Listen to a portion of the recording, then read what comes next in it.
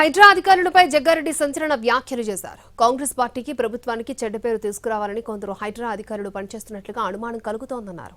బీఆర్ఎస్కి లాభం కలిగేలా అత్యుత్సాహం చూపిస్తున్నారని ఆరోపించారు. అలాంటి వారిపై హైడ్రా చీఫ్ రంగనాథ్ దృష్టి పెట్టాలన్నారు. అధికారుల అత్యుత్సాహం వల్ల పార్టీకి ప్రభుత్వానికి చెడ్డ పేరు వస్తోందని, ఇదే విషయాన్ని ప్రతిపక్షాలు జనంలోకి తీసుకెళ్తున్నాయని అన్నారు.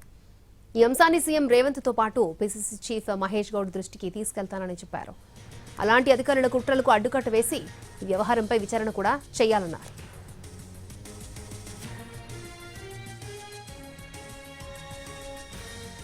కాంగ్రెస్ ని దెబ్బతీసే విధంగా వ్యవహరిస్తున్నారంటూ హైడ్రా అధికారులపై జగ్గారెడ్డి సంచలన వ్యాఖ్యలు చేశారు.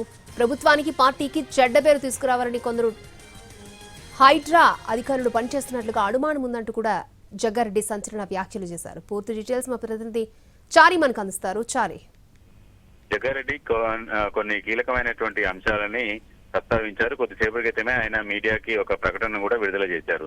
హైడ్రాకి సంబంధించినటువంటి ఎపిసోడ్ లో కొంతమంది అధికారులు బీఆర్ఎస్ పార్టీకి అనుకూలంగా వ్యవహరిస్తూ కాంగ్రెస్ ప్రభుత్వానికి ఉన్నటువంటి ఇమేజ్ ని డ్యామేజ్ చేసేటువంటి కుట్ర జరుగుతుందనేటువంటి కీలకమైనటువంటి కామెంట్స్ ని చేశారు.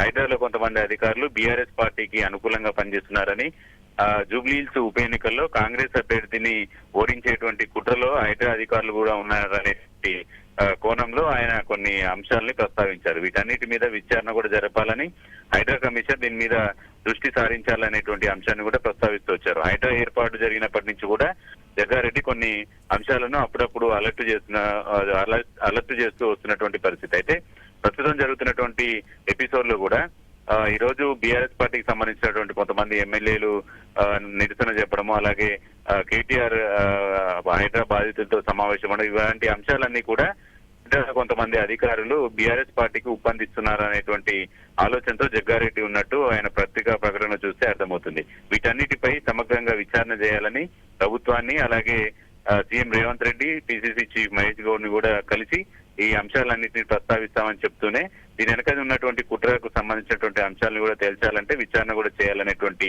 డిమాండ్ ని జగ్గారెడ్డి ప్రధానంగా ప్రస్తావించు వచ్చారు.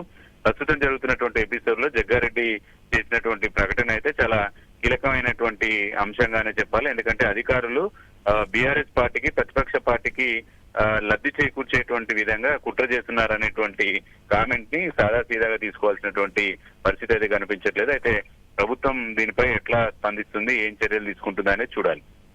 ఓకే చారి.